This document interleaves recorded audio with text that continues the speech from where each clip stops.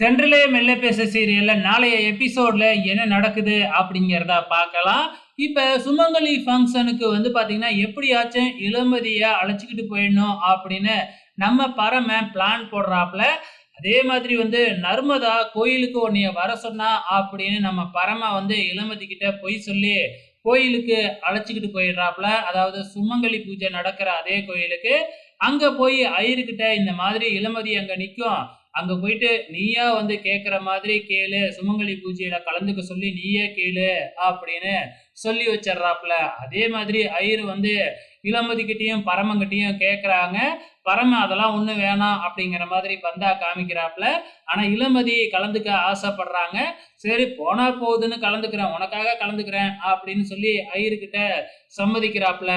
So இதுக்கப்புறம் என்ன நடக்குது, நம்ம பரமனும் இளமதியும் போய் அந்த சுமங்கலி பூஜையில கலந்துக்கிறாங்க. பக்கத்து பக்கத்துல உட்காந்துக்கிட்டு மாலெல்லாம் மாத்திக்கிட்டு சுமங்கலி பூஜை பண்றாங்க. சோ பரமனுக்கும் மனசுக்குள்ள பயங்கரமான சந்தோஷம்.